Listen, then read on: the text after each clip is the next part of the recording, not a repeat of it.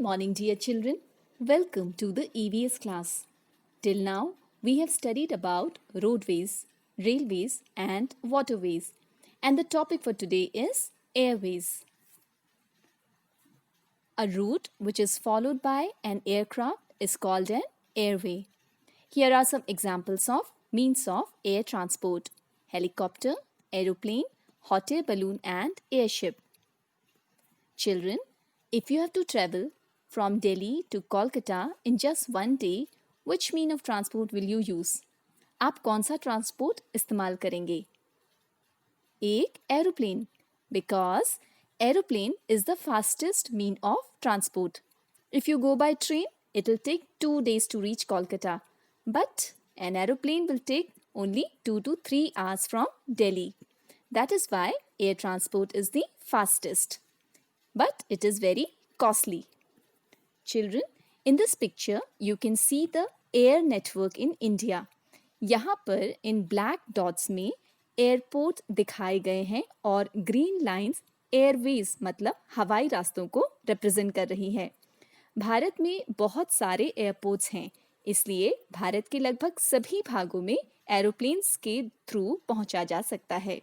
Almost all parts of India can be reach by aeroplane. Aeroplane से हम बहुत ही लंबी दूरी तय कर सकते हैं। It is used for long distance travel. Children, here is a picture of a biplane. It flew in India for the first time in the year 1911. This was the first air transport in India. That time it traveled a small distance of 9.7 kilometers. Children, yesterday we studied about cargo ships. Similarly, there are cargo planes. They are helpful in carrying goods which are perishable. मतलब ऐसे सामान जो जल्दी से खराब हो सकते हैं और जिन्हें जल्दी से एक जगह से दूसरी जगह पहुंचाना होता है, जैसे कि फ्रूट्स, वेजिटेबल्स एंड फ्लावर्स। इसके अलावा कार्गो प्लेन्स इलेक्ट्रॉनिक आइटम्स भी ट्रांसपोर्ट करते हैं। Helicopters. Helicopter is a mean of air transport and it is use for short distance travel. इन्हें छोटी दूरी तय करने के लिए इस्तेमाल किया जाता है और ये डिफ़िकल्टी के समय में बहुत हेल्पफुल हैं। चिल्ड्रन, अनफॉर्चुनेटली कभी कभी अर्थक्वेक आ जाते हैं जिससे ह्यूमन लाइफ और प्रॉपर्टी का बहुत नुकसान होता है।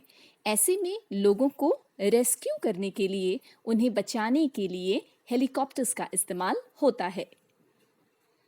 Here in this picture you can see areas affected by flood. इन जगहों में बाढ़ आ रखी है। फ्लड्स में भी हेलीकॉप्टर्स लोगों की जान बचाते हैं, उन्हें फूड सप्लाई करते हैं। Besides this, the helicopter help in the times of epidemics or any other kinds of man-made or natural disasters. Epidemic मतलब होता है किसी ऐसी बीमारी जो बहुत जल्दी फैल जाती है। AAI, airport authority of India. AAI government of India की एक ऑर्गेनाइजेशन है। भारत में बहुत सारी हवाई सेवाएं हैं या फ्लाइट सर्विसेज हैं।